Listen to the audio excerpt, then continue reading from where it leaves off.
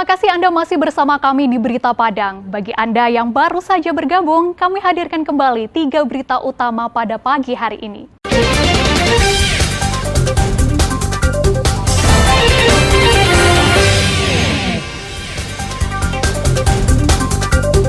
Dua pencuri sepeda motor ditangkap polisi, seorang ditembak karena kabur.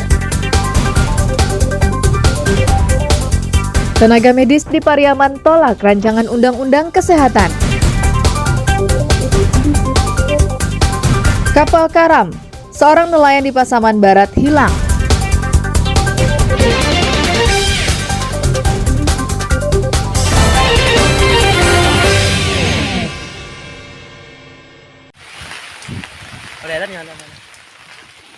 Tingginya intensitas hujan di Pasaman Barat menyebabkan terjadi banjir di Kampung Rantau Panjang, Kecamatan Sasa.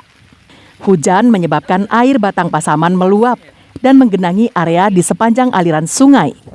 Ketinggian air bervariasi dari 60 cm hingga mencapai 1 meter. Kondisi paling parah terjadi di ruas jalan penghubung antara Rantau Panjang menuju Kampung Teluk Pagang. Di lokasi ini, ketinggian air sekitar 1 meter atau sepaha orang dewasa. Selain itu, derasnya air menyebabkan jalan tidak bisa dilewati sepeda motor dan mobil. Arus lalu lintas putus total akibat banjir ini. Selain itu, puluhan hektar sawah dan perkebunan sawit juga terendam banjir. Menurut warga, banjir di daerah ini merupakan rutinitas tahunan. Setidaknya 3 kali dalam setahun, perkampungan mereka dilanda banjir. Penyebabnya selain intensitas hujan yang tinggi, Batang Pasaman juga perlu dinormalisasi. Kalau di sini Bu Rasuna hampir sekali 1 tahun itu ada 3 kali, 1 kali yang minimal. Kalau yang rawan tuh daerah Sapiai itu Pak. Karena daerah Sapiai itu banyak kejadian gila, banyak macam apa ya, banget di bawah ini ya. Sekitar 115 keluarga di Kampung Rantau Panjang terdampak banjir. Untuk keluar dari lokasi banjir, warga harus naik sampan. Informasi dari BMKG, hingga akhir minggu ini, sebagian besar wilayah Sumatera Barat dilanda hujan dengan intensitas ringan hingga sedang. Sedangkan wilayah pesisir barat Sumatera akan diguyur hujan dengan intensitas sedang hingga tinggi. Safatul Ulum melaporkan dari Pasaman Barat.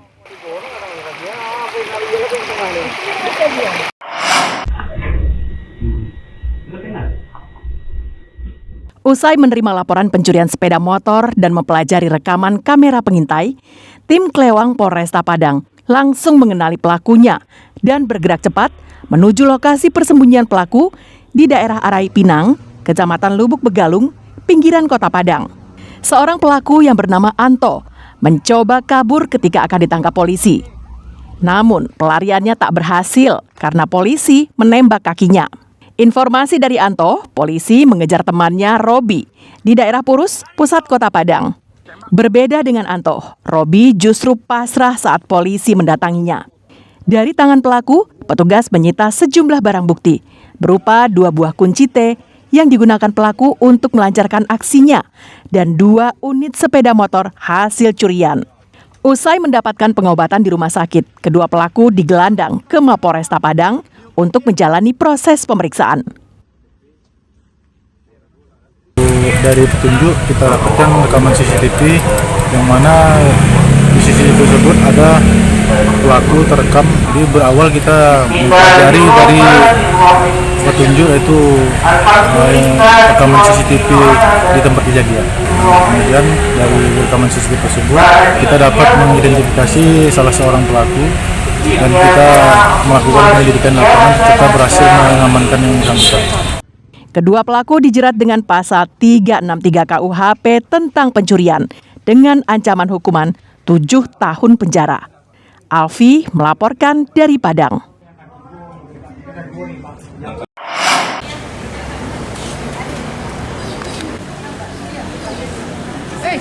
Tenaga medis yang ada di Kota Pariaman mengadukan nasibnya ke DPRD setempat hari Senin. Mereka merasa dirugikan oleh rancangan Undang-Undang Kesehatan. Para tenaga kesehatan ini menilai rancangan Undang-Undang Kesehatan merugikan mereka. Salah satunya tidak adanya perlindungan saat terjadinya kesalahan saat bertugas. Karena tenaga medis bisa langsung dipidanakan. Padahal sebelumnya persoalan ini diselesaikan melalui Komisi Etik. Selain itu, lahirnya rancangan undang-undang ini dianggap mengganggu kenyamanan aktivitas mereka dalam melayani masyarakat. Hal ini bisa berdampak terhadap pelayanan masyarakat. Kita nggak diprotek lagi oleh pemerintah. Kita bersaing secara globalisasi. Saya yakin bukan sumber daya kita kurang, cuman aturan-aturan yang ada itu tidak melindungi kita. Kalau dokternya udah sakit hati, perawatnya udah sakit hati, udah nggak nyaman, tentu pelayanan akan menurun. Menanggapi keluhan tenaga medis ini, pihak DPRD Pariaman berjanji akan membahasnya bersama anggota DPRD Pariaman lainnya. Kita tadi sudah mendengar ada 11 keluhan, kekhawatiran terhadap Undang-Undang Cipta Kerja yang masih merekukan bagi Ikatan Dokter Indonesia ini sendiri, dan kita insya Allah akan koordinasikan ketika lebih tinggi dengan lintas fraksi nanti ke depannya. Tenaga medis ini berasal dari 5 organisasi kesehatan, yakni IDI, PDGI, PPNI, IBI, dan IAI. Tenaga medis berharap pemerintah mengkaji ulang atau menghentikan rancangan Undang-Undang Kesehatan tersebut agar tenaga medis bisa bekerja melayani masyarakat dengan tenang. Eki Rafki melaporkan dari Pariaman. Sekali sebulan kayak sudah. Tim SAR Pasaman Barat mencari seorang nelayan bernama Nofrizal yang dinyatakan hilang di perairan Muara Bingwang, Mandiangin, Pasaman Barat, Senin malam. Nelayan tersebut hilang karena perahunya karam akibat dihantam badai. Sedangkan rekannya, Buyung, berhasil selamat sampai ke pantai setelah ditolong warga yang melihatnya terombang-ambing di muara sungai. Kapal tersebut diketahui dihantam gelombang ketika tiba di muara Sungai Bingwang, Mandiangin, usai pulang dari melaut. Pencarian dilakukan dengan menggunakan kapal Basarnas Pasaman. Di hari yang sama, sebuah perahu lainnya juga terbalik dan karam di lokasi yang sama. Untungnya, 3 orang penumpangnya berhasil selamat.